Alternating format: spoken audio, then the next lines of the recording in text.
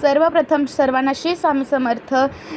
सर्वांना, सर्व माम्यांना, मावशांना नमस्कार. आज मी सोना बोलते. आज मम्मीची तब्येत खराब होती म्हणून मी रेसिपी घेऊन आली आहे. तर आज आपण मस्त इडलीसाठी चटणी बनवणार आहोत टमॅटोची.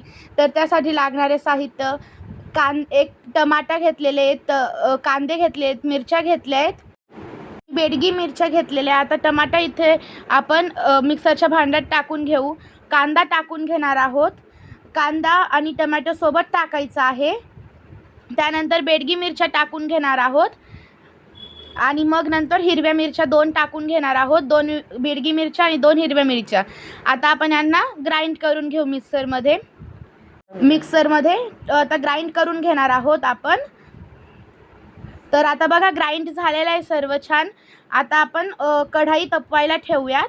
कढाईमध्ये 2 ते 3 पड्या आपल्याला तेल टाकून घ्यायचे आहे. कढाई चांगली गरम झाल्यावर तेल टाकून घेणार आहे मी.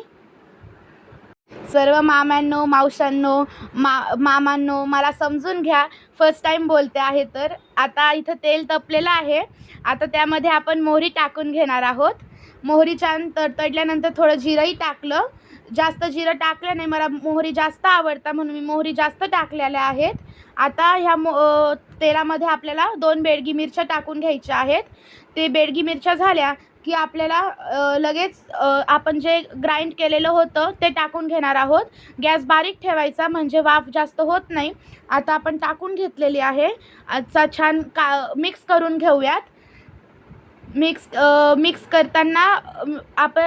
करताना थोडा बारीक गॅस होता तो फुल करून घ्यायचा आहे. चांगली आता आपण हलवून घेऊया चटणी. आता छान शिजू द्यायची. चांगली शिजली की टमॅटोचा जो आंबटपणा असतो तो पण निघून जातो. आपला मस्त कांद्याचा फ्लेवर पण मस्त येतो. आता बघा याला छान उकळू द्यायची आहे. ही चटणी तुम्ही इडली चटणी सोबत खूप छान लागते. इडली चटणी सांबर ते तर खूपच मस्त लागते.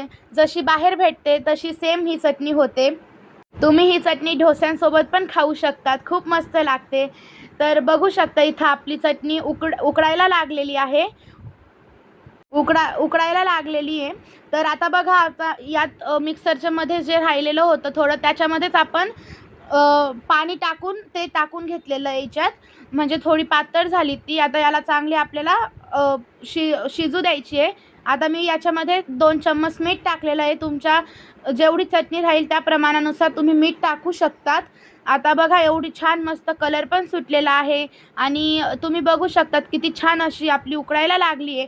ही पातळ नाही, आपल्याला जेव्हा शेवट आपण बघू तेव्हा ती छान घट्ट झालेली राहील. एवढी पण घट्ट ठेवायची नाही, ती इडलीला लागायला पाहिजे. आता यामध्ये आपण झाकण ठेवून घेऊया. यावर झाकण ठेवून घेतलेलं. आता बघा मी झाकण काढलेलं आहे. तर बघू शकता आपली पूर्ण जी चटणी होती ती शिजलेली आहे. माझ्या सर्व माम्यांनो, मावशांनो, सर्वांनी समजून घ्या. माझं चुकलं तर माफ करा मला.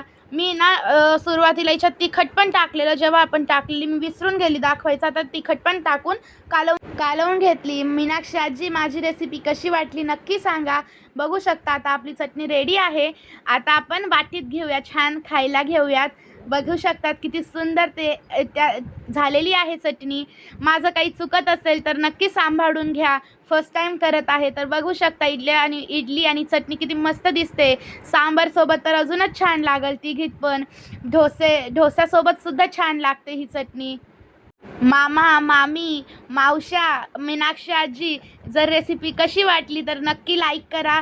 हे मम्मीचा डायलॉग बोललेली आहे आणि काही चुकलं तर मोठ्या मनाने माफ करा. बघू शकता किती छान दिसत आहे आपली चटणी. किती छान दिसत आहे. काकांनी राग मानू नका बरं का, विसरून गेली मी. तर मग तुम्ही पण करून बघा नक्की आणि लाईक नक्की करा. कमेंट्समध्ये सांगा कशी वाटली. श्री स्वामी समर्थ.